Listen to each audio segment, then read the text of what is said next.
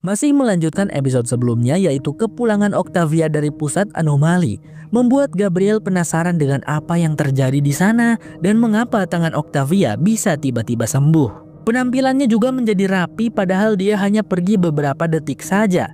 Namun rupanya perjalanan di dalam anomali membuat Octavia kehilangan sebagian ingatannya, khususnya mengenai apa yang terjadi di dalam anomali. Gabriel melakukan berbagai cara untuk membuat Octavia mengingat. Salah satunya dengan memberikan racun Red Sun. Menurut teori Gabriel, racun itu akan membantu Octavia mengingat sesuatu.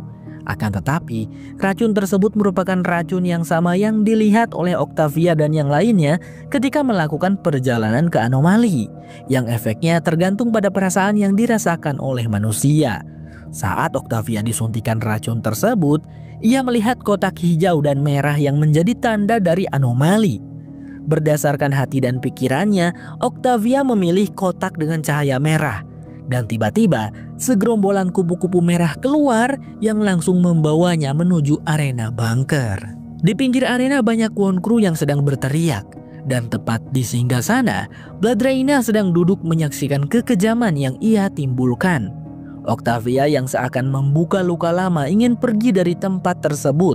Namun kakinya tiba-tiba dirantai. Hal ini bukan adegan nyata, melainkan berasal dari pikiran Octavia yang dipengaruhi racun Red Sun. Octavia terus mengingat seluruh perbuatannya di masa lalu yang kini membuat dirinya menyesal. Octavia yang masih ketakutan dalam pikirannya justru didatangi oleh Pike. Kedatangan Pike bukan tanpa alasan, karena ia merupakan orang yang paling dibenci oleh Octavia semasa hidupnya akibat Pike telah membunuh Lincoln. Namun dalam pikirannya sekarang, Octavia tidak memiliki kendali terhadap Pike. Justru Octavia yang dikendalikan. Pike terus memaksa Octavia untuk mengungkapkan apa yang benar-benar dia inginkan saat ini. Karena semua orang telah membenci Octavia, bahkan dia sendiri membenci dirinya. Octavia pun menjawab bahwa dirinya menginginkan pengampunan dan penebusan atas semua dosa yang telah ia perbuat. Tidak lama kemudian, Bloodraina muncul, versi dari diri Octavia yang paling ia sesali. Bloodraina menantang Octavia untuk bertarung dengannya. Meskipun pada awalnya Octavia hampir kalah, namun pada akhirnya Octavia berhasil menghunuskan pedang kepada Bloodraina dan berkata, "Tidak ada lagi Bloodraina." Kejadian itu langsung membuat Octavia tersadar. Sementara itu di sisi lain, Ken sedang memandangi tubuh barunya. Perasaannya tidak menentu ketika ia harus memakai tubuh orang lain untuk kepentingannya sendiri. Meskipun ia tidak pernah meminta hal itu, namun hati kecilnya tidak bisa menerima. Selain itu, luka-luka yang membekas di tubuh lamanya kini hilang, yang membuatnya merasa kehilangan beberapa bagian dalam hidupnya yang tidak dapat tergantikan oleh tubuh baru. Namun Abby meyakinkan Ken bahwa apa yang dia dapatkan sangat sebanding dengan apa yang telah dilakukannya. Abby terus meyakinkan Ken bahwa dia berhak hidup untuk kedua kalinya bersamanya. Singkat cerita, Abby yang baru saja terbangun mendapati bahwa Ken sudah tidak ada di sisinya. Ia langsung pergi ke ruang makan dan berhadapan dengan Raven yang masih kesal kepadanya. Tidak lama kemudian, Simon beserta para penjaganya datang dan mengatakan bahwa sebentar lagi mereka akan kembali ke Sanctum. Ken langsung diperkenalkan kepada Simon, namun ia justru terfokus pada salah satu penjaga bernama Sierra, yang tidak lain adalah istri dari Gavin. Sierra berkata bahwa dirinya sangat senang apabila Gavin bisa bergabung dengan The Primes dan meminta Ken untuk mengatakan kepada Gavin, "Aku akan baik-baik saja." Simon pun segera menyuruh Sierra keluar. Saat itu, Ken menyadari bahwa The Primes telah menipu para pengikutnya. Jadi guys, ternyata Gavin dan istrinya tahu jika tubuh Gavin akan menjadi wadah untuk Ken. Tapi mereka menginginkannya dengan tulus, karena menganggap Ken adalah salah satu dewa. Dikarenakan Ken dan Abby bisa membuat Gavin menjadi Nightblood, padahal Gavin sebelumnya tidak berdarah hitam. Ya begitulah kira-kira. Dan para pengikut The Primes ini mengira kalau jiwa mereka akan menyatu dengan para dewa The Primes. Padahal mah digantikan. Setelah pertemuan dengan Simon, Raven dan Ken membangunkan Indra dari tabung somatik, lalu memperlihatkan tubuh baru Ken kepadanya yang membuat Indra sangat terkejut. Ketiga orang itu kemudian berdiskusi untuk menghentikan Nightblood sampai ke Sanctum. Karena jika berhasil sampai, maka The Primes akan selamanya abadi. Namun Indra justru berkata, "Apa masalahnya? Di Bahtera kalian mengapungkan orang karena mencuri makanan. Di bumi para Grounders menjadikan anak kecil berjuang sampai mati untuk memimpin mereka. Seberapa buruk ini dibandingkan dengan apa yang kita lakukan di masa lalu?" Kata-kata itu ada benarnya juga. Hanya karena orang yang melakukan keburukan itu adalah orang lain, bukan berarti kita harus menghakimi mereka seakan-akan kita lebih baik dari siapapun. Tapi Ken menambahkan, justru karena kita telah banyak melakukan hal yang buruk, kita tidak boleh membiarkan hal buruk terus dilakukan. Dengan begitu, kehidupan di masa depan akan lebih baik daripada kehidupan yang telah kita tinggalkan. Mendengar itu, Indra pun luluh dan memutuskan untuk membantu Ken dan Raven menghancurkan serum Nightblood. Pada saat yang sama, Josie dan Bellamy sedang dalam perjalanan menuju tempat Gabriel. Dalam perjalanan, kondisi Josie semakin kritis. Tubuhnya mimisan dan mengalami kejang-kejang akibat otaknya yang menampung dua pikiran. Bellamy segera menenangkannya, mengelap darah hitam dari hidung Josie dan rela menyayat tangannya sendiri untuk memberikan Josie ciri darah merah. Agar jika mereka bertemu Children of Gabriel, Josie tidak langsung dibunuh sampai mereka bertemu dengan Gabriel. Sesuai dugaan, tidak lama kemudian Children of Gabriel datang dan menangkap mereka. Keduanya diseret ke markas COG yang berada di dalam gua. Di sana sudah banyak tulang belulang dari orang-orang yang pro dengan The Primes, membuat Josie sedikit gemetar. Bellamy berusaha meyakinkan COG bahwa mereka tidak berniat jahat dan hanya ingin bertemu dengan Gabriel. Karena saat ini The Primes dapat membuat host sebanyak-banyaknya. Namun meskipun Bellamy berkata jujur, COG tetap tidak percaya. Mereka membiarkan Bellamy dan Josie dirantai, sementara mereka pergi dari sana sambil berbicara melalui walkie-talkie, yang membuat Josie yakin bahwa Gabriel masih hidup. Saat hanya tersisa Bellamy dan Josie, Clark kembali memberi kode dengan tangannya kepada Bellamy. Namun kali ini Josie juga menyadarinya. Artinya dinding pemisah antara pikiran Clark dan Josie semakin menipis dan hampir menghilang.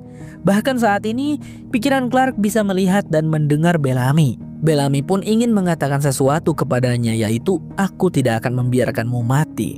Keteguhan dan ketulusan Bellamy itu membuat Josie merasa tersentuh sekaligus marah karena tidak ada orang yang pernah sepeduli itu kepadanya. Setelah sekian lama menunggu di gua, para COG tiba-tiba datang karena bala bantuan dari Sanctum datang mengepung mereka. Josie dan Bellamy pun akan dibawa kabur. Namun Josie justru berontak sehingga menyebabkan dirinya dipukul hingga wajahnya berdarah. Jati dirinya sebagai The Primes pun terbongkar, membuat COG langsung ingin membunuhnya saat itu juga. Karena tidak ingin mati, Josie menyerahkan kendali tubuhnya kepada Clark yang ahli dalam bela diri, sehingga Clark dapat melawan para COG dan berhasil kabur. Ia juga memberikan kunci rantai kepada Bellamy agar dapat menyusul kabur. Saat dalam pelarian, Clark dibantu oleh Jed dan anak buahnya untuk membunuh para COG.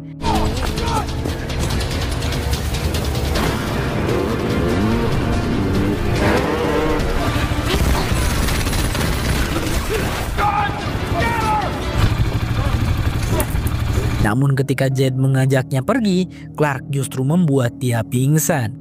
Keadaan semakin memburuk. Saat ini Clark justru bisa melihat wujud Josie seperti di dunia nyata, dan mereka saling berbicara satu sama lain. Meskipun begitu, Clark tidak menyerah dan mengambil walkie-talkie untuk menghubungi Gabriel. Jadi guys, sekalinya Josie menyerahkan kendali tubuh kepada Clark, maka Josie hanya bisa kembali ke tubuh itu jika Clark menghendakinya. Tapi jika Clark tidur, Josie bisa mengambil alih lagi tanpa perlu persetujuan Clark. Ya, terpaksa Clark jangan dulu tidur sampai bertemu dengan Gabriel. Untungnya, Gabriel mendengar pesan Clark saat ia sedang membujuk Octavia agar tidak pergi. Berkat pesan Clark, Octavia pun memutuskan untuk tidak jadi pergi dan menunggu Clark datang. Sementara itu di Bahtera, mereka sedang bersiap untuk kembali ke Sanctum hingga Indra dan para orang bumi menyusup dengan senjata untuk menghentikan penerbangan mereka. Raven pun mengambil serum Nightblood yang ada di tangan Simon dan memberikannya kepada Indra.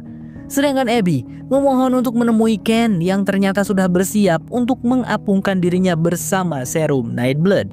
Semua perjuangan yang Abby lakukan untuk mengembalikan Ken hanya berujung pada kematian Ken lagi. Namun Ken tidak peduli karena yang ia pikirkan adalah kelangsungan hidup umat manusia yang lebih baik. Ia merasa dengan mengorbankan dirinya sendiri, umat manusia akan dapat hidup lebih baik. Dan akhirnya Ken pun mengapungkan dirinya keluar angkasa.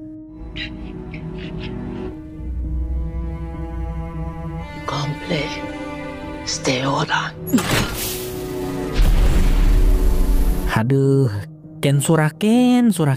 Kan kalau kayak gitu artinya pengorbanan si Gavin itu jadi sia-sia dong. The Hunted bersambung. Clark mengendarai motor cross menuju Verge untuk menemui Gabriel. Namun karena seumur hidup dirinya tidak pernah mengendarai motor, di pertengahan jalan ia malah terjatuh. Untungnya tidak ada luka yang serius. Dari kejauhan terdengar suara motor cross lainnya. Clark pun buru-buru mencari tempat persembunyian. Dengan bantuan Josie, ia menemukan sebuah ruang bawah tanah yang dahulu digunakan Josie untuk meneliti spesies-spesies yang pernah ada di planet Alpha. Tempat itu juga menjadi lokasi ketika ia dan Gabriel pernah berpacaran. Jika kalian bertanya kenapa Josie malah membantu Clark, itu dikarenakan Josie takut jika para pengendara motor yang menuju ke arah mereka adalah COG. Tak lama kemudian, kondisi tubuh Clark semakin parah. Hidungnya mimisan dan tubuhnya kejang-kejang. Josie yang hanya berupa pikiran tidak bisa melakukan apapun selain menguatkan Clark untuk tetap sadar. Sementara itu di Sanctum, Raven, Abby, dan Simon baru kembali dari luar angkasa. Mereka kaget karena Sanctum yang sebelumnya terlihat damai sejahtera kini tampak menegangkan dan dipenuhi orang bersenjata di mana-mana. Abby dan Raven pun ditangkap dan akan dimasukkan ke penjara bersama yang lainnya. Sebelum mereka pergi, Simon mengatakan kepada Abby bahwa Clark sudah meninggal.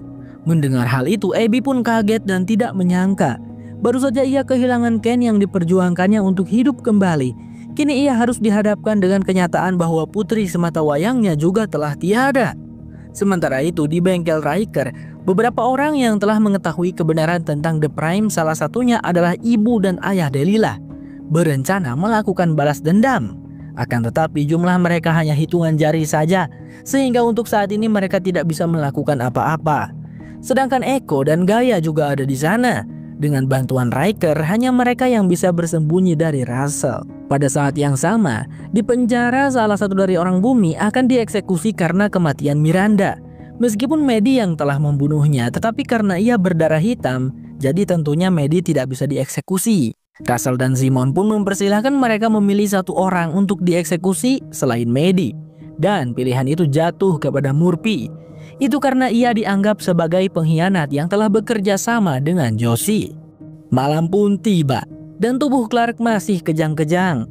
Parahnya sekarang ia mengeluarkan busa dari mulutnya. Jika tidak ada yang menemukannya, bisa saja Clark akan meninggal. Tak lama setelah itu tubuh Clark pingsan. Sekarang ia dan Josie berada dalam mind space yang ternyata sudah menyatu satu sama lain.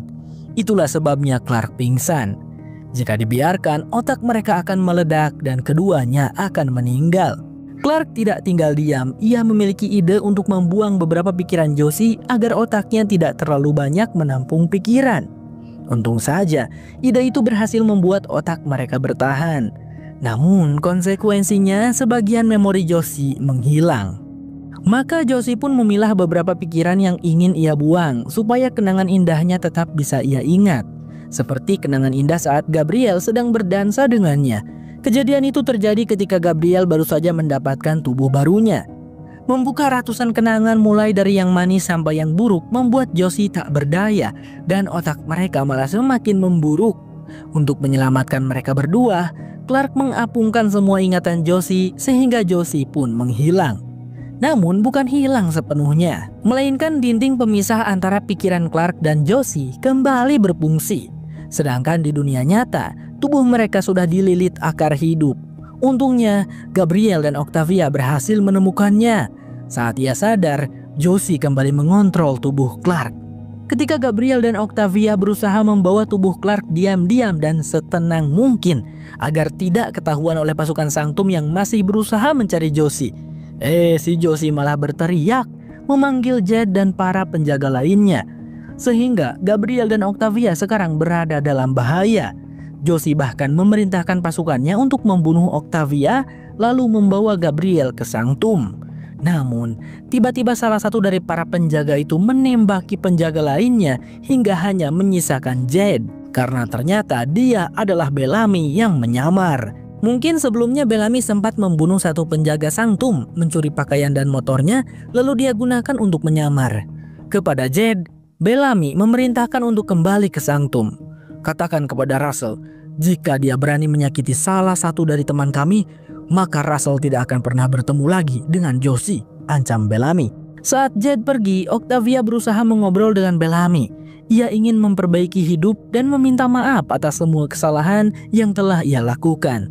Tetapi respon Bellamy sangat dingin. Kembali ke sanktum. Ketika Jade belum sampai, orang-orang bumi sedang mencari cara untuk bisa kabur. Tiba-tiba Gaia tertangkap. Sebenarnya ia sengaja menyerahkan diri supaya bisa menyampaikan rencana Echo, yaitu saat Murphy dieksekusi nanti, mereka semua harus kabur dari sana. Pada saat yang sama, Russell, Simon, Riker, dan Priya sedang menikmati makan malam mereka. Tiba-tiba para penjaga datang bersama satu orang yang telah mengetahui bahwa The Primes bukanlah dewa. Kita sebut saja orang itu sebagai Toto.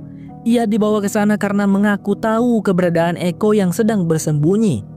Karena Russell tidak tahu bahwa orang tersebut memiliki niat jahat, ia mempersilahkan Toto untuk duduk di dekat Simon dan menawarkan makan malam. Hingga akhirnya hal yang tidak terduga terjadi. Toto memecahkan gelas di dekatnya dan menancapkan potongan gelas itu langsung ke leher Simon, sehingga Simon pun meninggal. Jika kalian penasaran apa motif dibalik tindakan Toto, Bang Sam akan ceritakan. Jadi sebelumnya Toto ini merupakan seorang suami yang hidup bahagia bersama istrinya. Namun di suatu hari saat istrinya melahirkan bayi pertama mereka, Josie langsung mengambilnya karena bayi mereka tidaklah berdarah hitam. Bayi mereka katanya akan dikorbankan untuk para dewa Primes. Padahal mah Josie melakukannya adalah untuk menambah kelahiran orang-orang Nightblood dengan mengurangi keturunan-keturunan yang berdarah biasa. Istrinya Toto mengalami syok dan tekanan mental yang luar biasa akibat kehilangan bayi mereka, sehingga dia mengakhiri hidupnya sendiri. Meski begitu, Toto tetap mempercayai dewa Primes. Namun betapa kecewa dan sakitnya Toto saat mengetahui yang sebenarnya, bahwa para Primes hanyalah manusia biasa yang egois dan serakah karena menginginkan keabadian dengan mengorbankan para pengikutnya.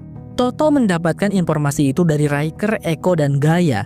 Tapi di situ untungnya Toto tidak membocorkannya, padahal Riker sudah keringat dingin kepanikan. Akibat kejadian itu, orang bumi yang menjadi sasaran. Russell mengganti aturannya. Semua orang bumi yang tersisa akan dibakar hidup-hidup kecuali Maddie. Mereka pun diikat pada tiang pancang, termasuk Toto yang telah membunuh Simon. Russell memberikan pidato singkat terlebih dahulu sebelum ia membakar mereka semua. Pada saat itu, Echo berada di salah satu rumah warga dan siap membidik Russell dengan panahnya. Tetapi Riker mengkhianatinya hingga Echo pingsan, sehingga ia pun tidak bisa menyelamatkan teman-temannya. Sebenarnya Riker tidak ingin berkhianat guys, tapi ia tidak bisa membiarkan Echo membunuh Russell. Meskipun Russell jahat, tetap saja bagi Riker dia adalah keluarga. Saat semuanya buntu, Murphy terpikir sebuah ide dan berkata bahwa mereka bisa mengembalikan Simon secepat mungkin karena Abby dapat membuat Nightblood dengan melakukan donor sumsum tulang, sama seperti yang dilakukan Abby kepada Clark. Awalnya Russell tidak percaya karena selama ratusan tahun ia mencoba donor sumsum tulang semuanya selalu gagal. Namun ketika Abby menjelaskan bahwa ada kesalahan dalam formulanya, Russell pun melepaskan orang-orang bumi dan memberi mereka waktu 24 jam untuk membangkitkan istrinya kembali. "Bentar, ini aku gak ikut dilepaskan nih," tanya Toto. "Kalau lu ya tetap gua bakar," ujar Russell sambil menyalakan api untuk membakar Toto hidup-hidup, membiarkan dia merasakan sakit yang teramat sangat hingga ajalnya berakhir. Bersamaan dengan itu, Gabriel sedang menjalankan prosedur pengangkatan mind drive Josie dari tubuh Clark. Setelah semua yang terjadi, Josie masih tetap ingin hidup di tubuh Clark dan membujuk Gabriel untuk membunuh pikiran Clark. Sebagai gantinya, Josie rela tidak menggunakan mind drive lagi dan mereka berdua bisa hidup bersama hingga menua dan mati. Meskipun sempat tergoda untuk menerima tawaran Josie, namun Gabriel menolaknya. Tidak dapat dipungkiri bahwa dirinya masih sangat mencintai Josie meskipun sudah ratusan tahun berlalu. Namun justru karena itu, Gabriel memutuskan untuk merelakan Josie. Kebersamaan dan cinta mereka sudah terlalu lama berada di dunia ini. Gabriel pun menyuntikkan obat khusus yang bisa menghentikan jantung sehingga pikiran Josie terlepas dari tubuh Clark. Namun ketika tubuh Clark diberi obat pacu jantung, ia tidak hidup kembali. Ternyata Josie masih ada di ruang pikiran. Dengan liciknya ia menyabet leher Clark dengan kapak. Jika Clark meninggal dalam pikirannya, maka semua yang telah diperjuangkan akan sia-sia. Di dunia nyata, Bellamy terus berjuang untuk membuat Clark hidup kembali. Ia melakukan RJP, memberi napas buatan, dan melakukan apapun untuk mengembalikan Clark. Sementara itu di ruang pikiran, Clark yang mendengar suara Bellamy tiba-tiba mendapatkan kekuatan. Ia pun mengambil kapak Josie dan membunuhnya di sana. Tak berselang lama, Clark pun hidup kembali.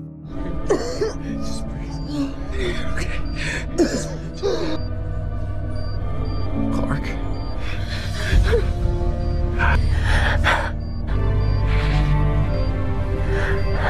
200 bersambung.